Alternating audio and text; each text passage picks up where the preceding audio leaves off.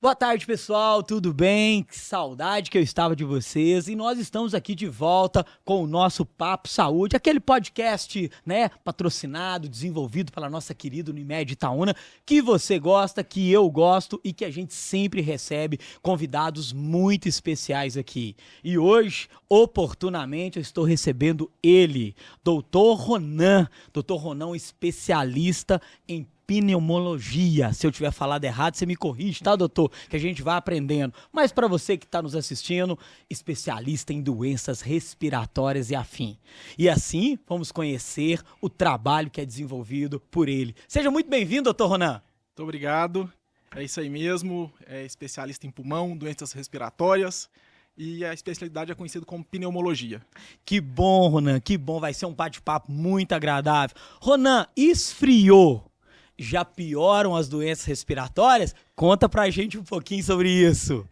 O culpado, o grande vilão, não vai ser diretamente o frio. Mas o que acontece? Ele muda nosso hábito. Vírus está aí 365 dias do ano. Mas durante o frio a gente fica em espaços fechados. Então os vírus ficam recirculando ali. E aí é esse momento que você pega a infecção.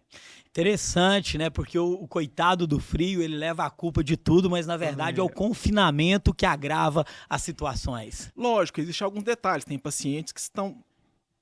O termo correto não seria alergia ao frio, mas eles são mais susceptíveis. O paciente já é asmático. No frio, ele exacerba mais. Mas da parte de infecção viral, é mais pela aglomeração e espaço fechado. Doutor, e uma curiosidade, né?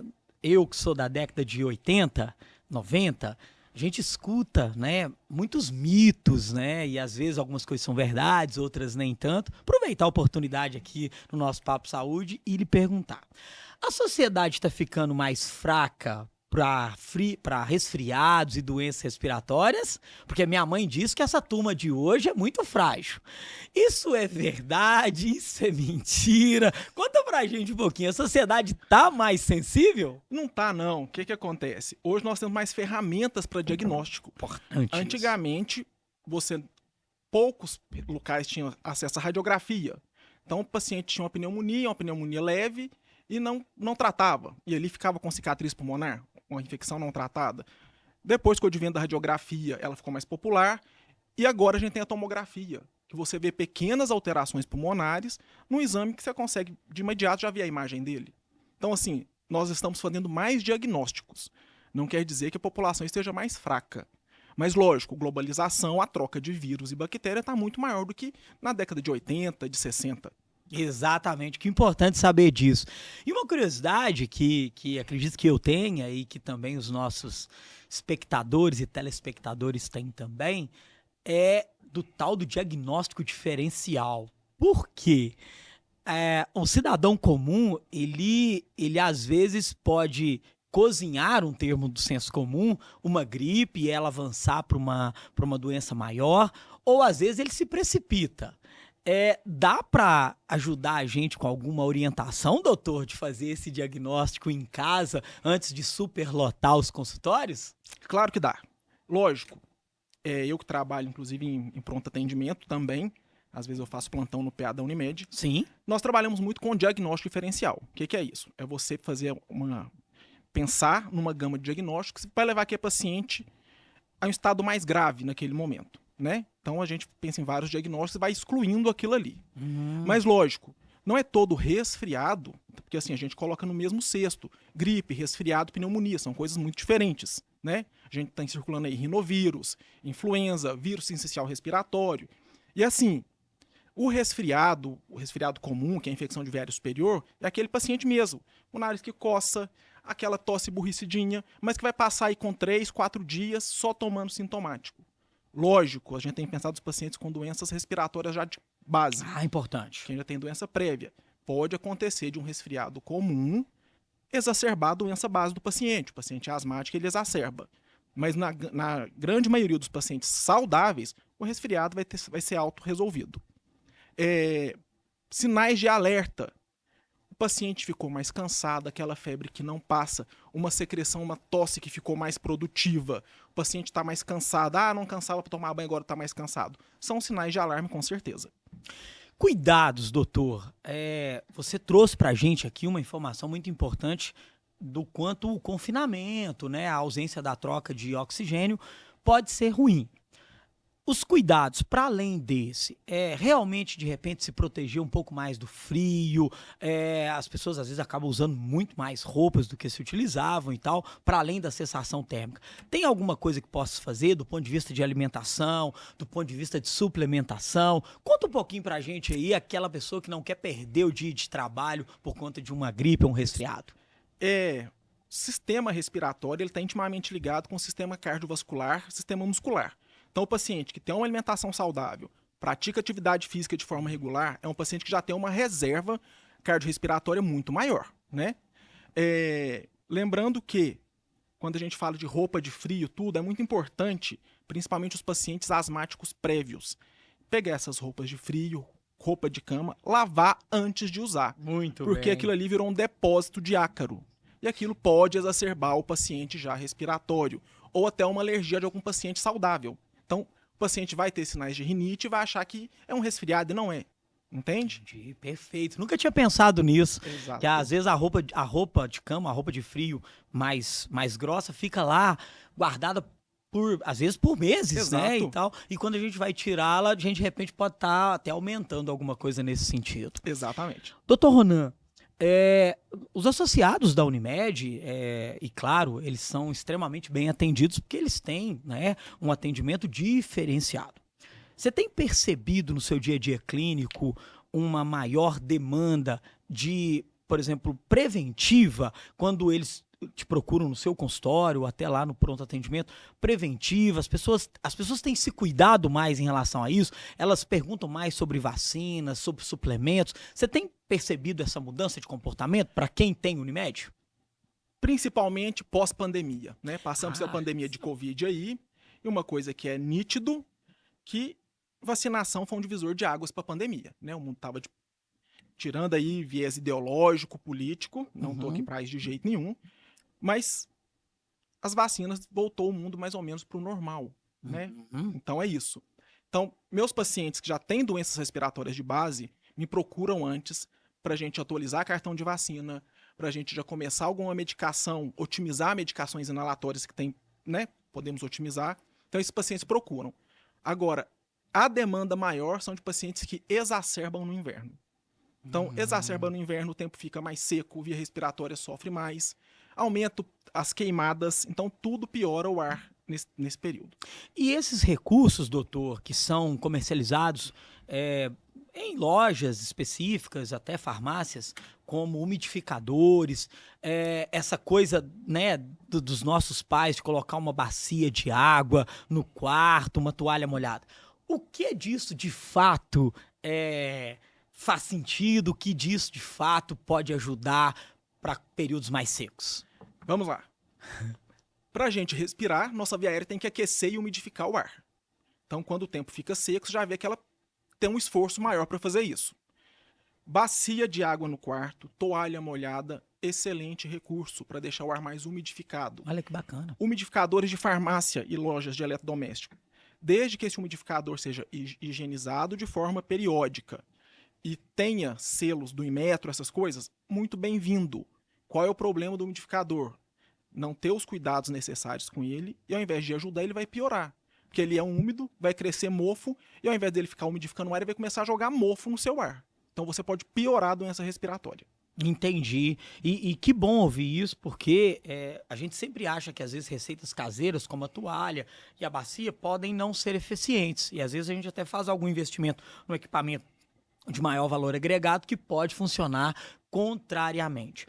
Parece óbvio a pergunta que eu vou te dizer, doutor, que eu vou lhe fazer, mas é muito importante.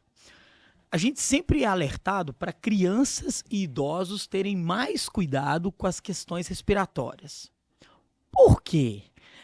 Parece óbvio, mas eu tenho algumas curiosidades. Por que crianças e idosos? Vamos lá. Extremos de idade, né? Vamos primeiro na criança. A criança está formando seu sistema imunológico e é uma via aérea que está em formação. Então, qualquer reatividade naquela via aérea, qualquer alteração pequena que seja de diâmetro, vai causar grandes sintomas, né? E o idoso, porque o sistema imunológico dele já está mais envelhecido. Igual envelhece músculo, coração, o sistema imunológico também. Então ele está mais susceptível a ter doenças crônico-degenerativas, doenças respiratórias e assim por diante. Eu tô aqui com uma urticária para É. tocar nesse assunto, embora já tenha alguns anos. Como foi a vida de um pneumologista no Covid?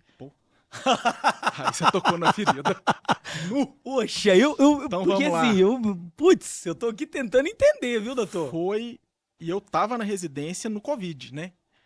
Quando começou em 2020, eu era R2 de clínica médica no São João, já trabalhava em terapia intensiva, aí foi aterrorizante você brigar com um inimigo que você não conhece.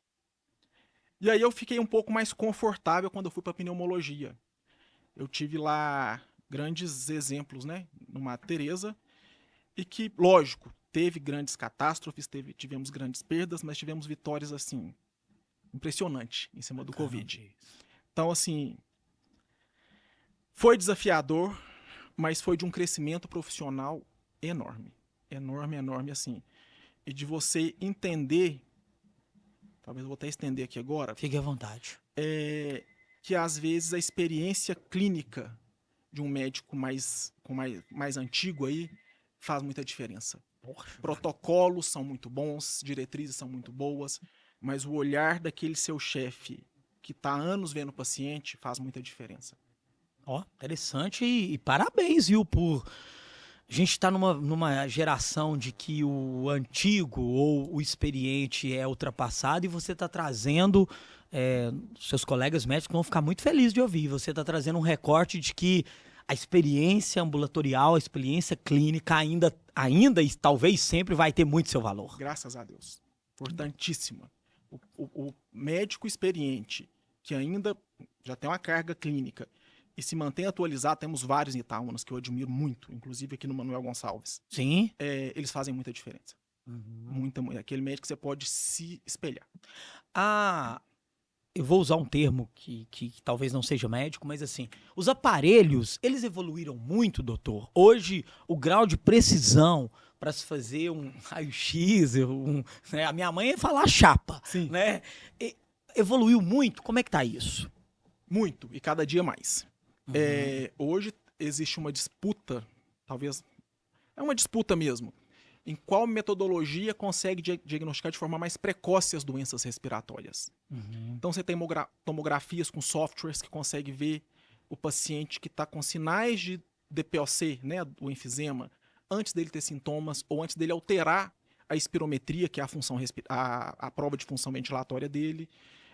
A própria tomografia que nós temos aqui, né, no hospital, na cidade, ela te dá muitos sinais, mais detalhes da via aérea do paciente, do pulmão. Acho que veio só para acrescentar, né?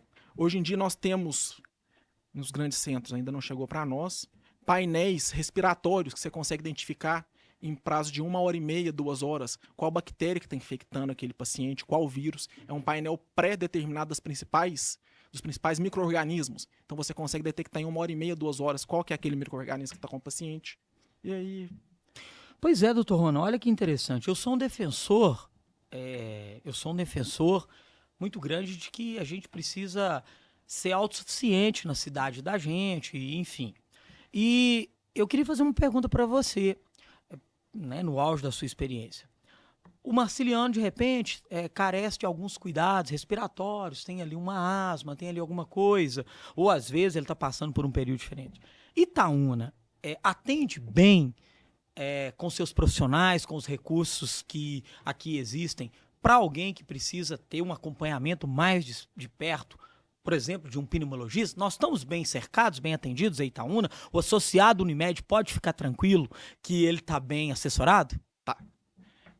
Itaúna, eu não sou da cidade, né, mas casei aqui, mas tem um corpo clínico muito bem estruturado. E vou falar pela equipe de clínica médica que eu tô lá no hospital, que a gente troca informação, a gente troca conhecimento o tempo inteiro, sabe? É uma equipe muito aberta. E lógico, tem toda a tecnologia por trás de uma assistência médica, mas nada vai substituir o exame clínico. Você sentar com o seu paciente, você escutar o que ele tem para te contar e você examinar aquele paciente. Todos os exames que vierem depois serão em cima disso. A medicina é tocar no paciente, é escutar o paciente. Não existe você consultar um paciente em 5 minutos. Perfeito. Né? Então, Também acho. então, nisso Itaúna está muito bem servida. E a gente tem uma vantagem muito grande. Exames que não são feitos aqui, você tem ali em Belo Horizonte. Tá muito uma hora perto, daqui, né? sabe? Tá muito perto. Mas a maioria consegue ser resolvida aqui. Excelente. Ô, doutor Ronan, agora aproveitando a oportunidade de estar conversando com um pneumologista e o fato de ser psicólogo, o quanto, e tem a ver com a respiração, o quanto chega para você, para seus colegas, ansiedade confundida com questão de respiração. Isso de fato tem chegado mais no consultório? Você também tem que atuar nessa área também? Isso. Frequente, aí é que entra, né? Escutar o paciente.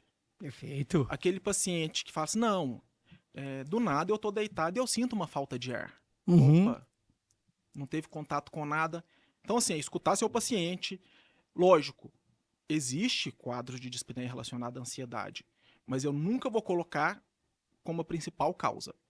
O paciente chegou, está com muita queixa, uma queixa significativa, eu vou pesquisar causas palpáveis. Vou pesquisar uma asma, vou pesquisar se o paciente...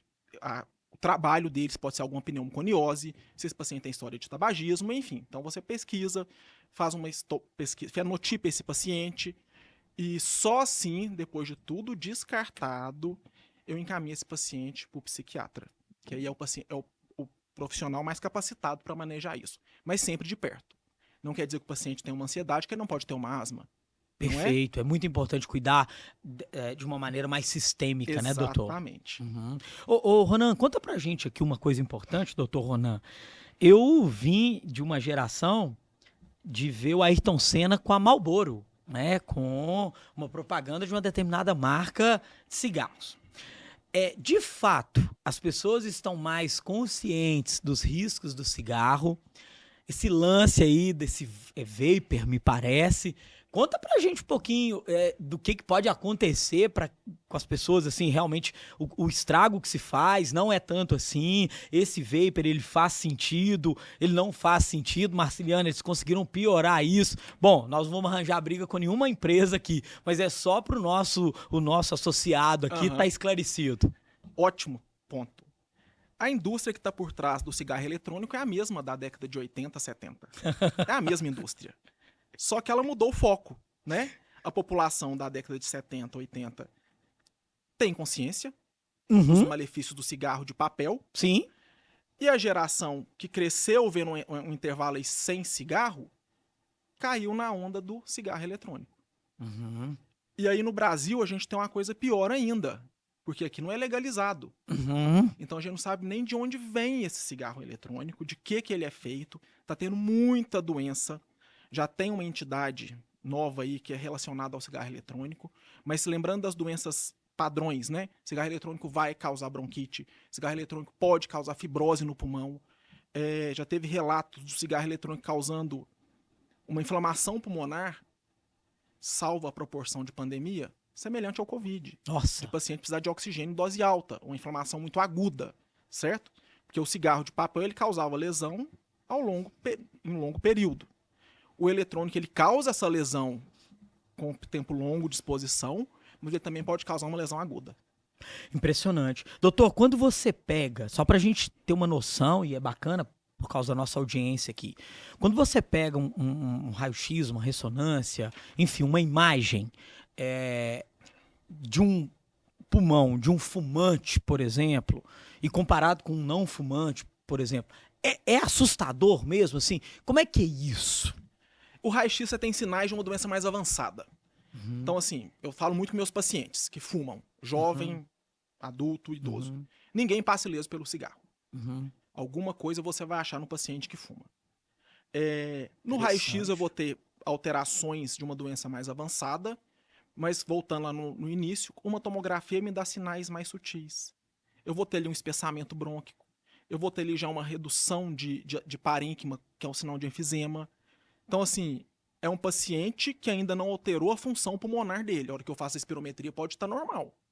Mas ele já me está dando sinais que o cigarro está machucando o pulmão dele. E ninguém vai passar ileso. Você pode ter um enfisema, você vai ter uma bronquite, você vai ter, e na pior das hipóteses, você vai ter o câncer de pulmão. Eu queria falar do câncer de pulmão com você um pouco, porque a gente percebe um trabalho de conscientização e, se eu posso dizer, em controle, né, se me permita dizer isso, pela minha experiência de atender pessoas e de conviver, eu vejo uma discussão muito profunda e muito importante do câncer de mama. Eu vejo uma discussão muito profunda e já bem avançada com o câncer de próstata. E eu não sinto ou eu não vejo uma discussão ainda tão profunda do câncer de pulmão. Como é que isso chega para o consultório? Em que nível que está isso? A sociedade ainda precisa se conscientizar tanto quanto ela se conscientizou com o autoexame da mulher, tanto quanto ela vem se conscientizando com a saúde do homem. Me fala um pouco desse lugar, do lugar do médico do pulmão. Isso aí. Primeira coisa é que somos poucos pneumologistas, né? Se for pegar aqui em Minas Gerais, poucas escolas formam pneumologista. Não é igual forma cardiologistas, formam, né? Várias outras pessoas. Somos poucos. Então a nossa voz ainda é fraca. Mas existe já, até pela Sociedade Brasileira de Pneumo, o rastreio desse câncer de pulmão. Pacientes que entram nos critérios de tempo de tabagismo, carga tabágica, você faz o que chama lung screening, que é esse rastreio. Tomografia de baixa dose, tomografia pulmonar de baixa dose, anualmente. Porque você consegue, assim, detectar um câncer de pulmão mais precoce. Interessante, doutor. Muito interessante trazer isso, e é uma informação que eu não tinha. E, de fato, quando a gente precisa de um pneumologista, nós que temos Unimed, nós que somos associados, temos opções, bastante opções, né? E sempre numa ótima relação custo-benefício. Quando é particular, às vezes é muito mais complicado de se ter esse profissional à disposição. E aproveitando, e perguntar para você uma coisa interessante. Existe, o Marciliano não está tendo nenhuma queixa respiratória. O Marciliano pode procurar um pneumologista? Existe um trabalho, assim como um cardiologista faz um trabalho preventivo, o urologista faz um trabalho preventivo, né? A ginecologista faz um trabalho preventivo. Existe trabalho preventivo para o pulmão? Claro que existe. Vamos lá, vou te dar um exemplo simples. Uma criança asmática, ela vai ter os sintomas ali porque a via aérea dela é mais sensível e menor. Essa criança ficou adulta, um adulto jovem adolescente. Ela tem uma via aérea mais formada. Então ela vai ser menos sensível, menos reativa a qualquer alérgeno ali, no caso, falando de uma asma alérgica. E aí quando você faz um treinamento cardiorrespiratório eficaz, você tem uma reserva respiratória maior. Então o paciente ele é asmático, mas ele tem um bom condicionamento físico, ele vai ter menos sintomas na exacerbação. Ele vai ter menos consumo.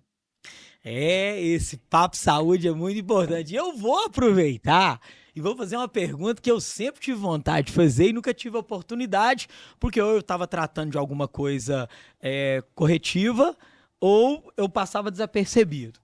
Existem pessoas que respiram pela boca e outros que respiram pelo nariz? E como que se impacta na atividade física? Essa é boa, hein, doutor? Ótimo.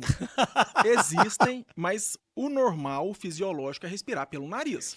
O nariz que está pronto para aquecer e umidificar o ar. Boca não.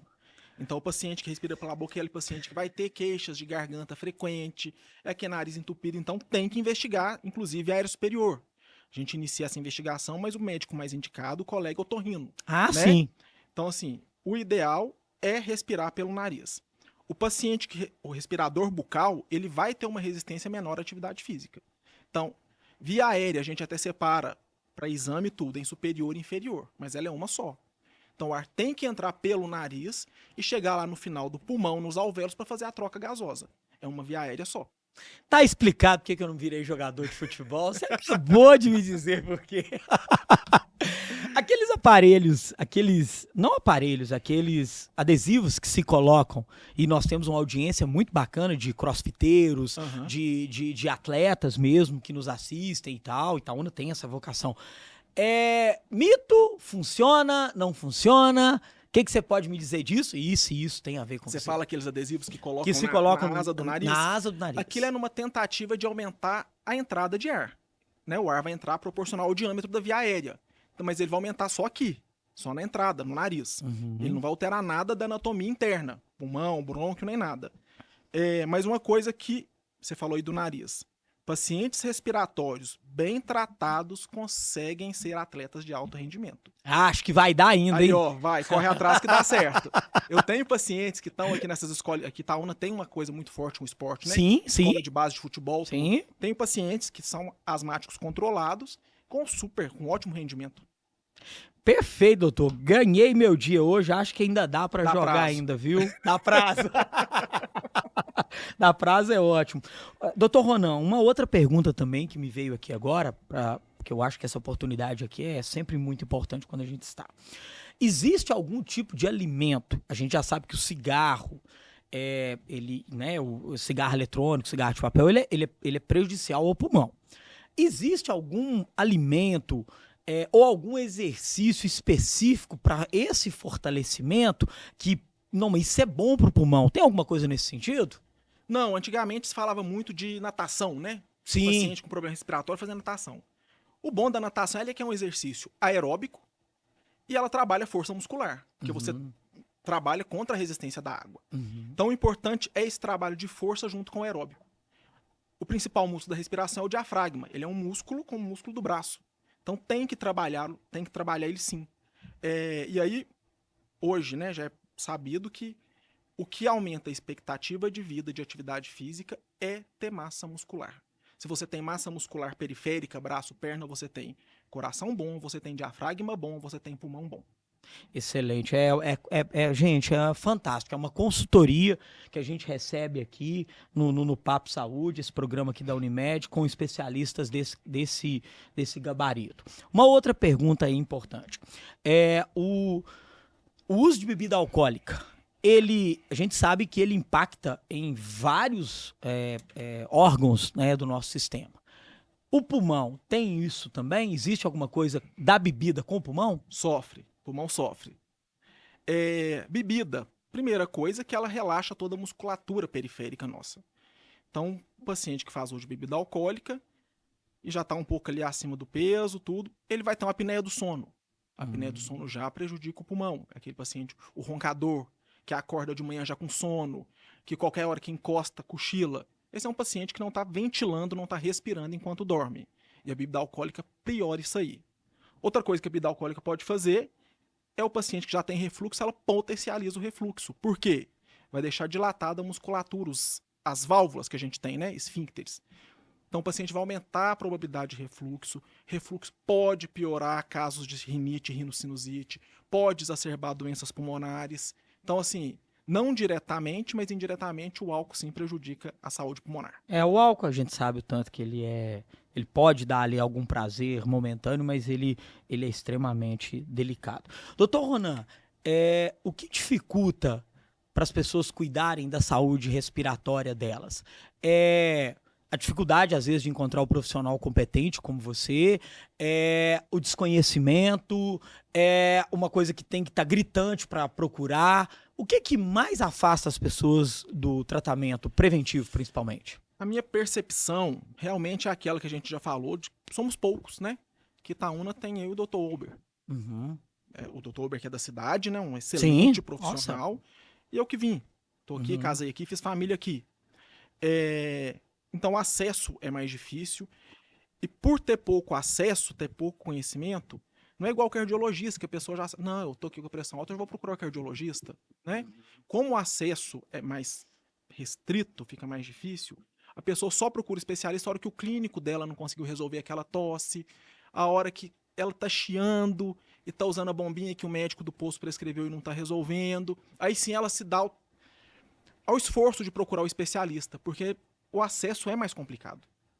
Perfeito. Você falou de tosse? Também vou aproveitar para perguntar. Bora. Quantos tipos de tosse nós temos? A minha mãe falava assim, tosse agarrada, tosse seca, e os meus amigos falavam tosse de cachorro. Tosse acho que é a principal queixa do consultório, né? Quando eu tô lá atendendo, de longe eu escuto meus pacientes, lá na recepção. Eles te chamam, Tossiu, esse é meu.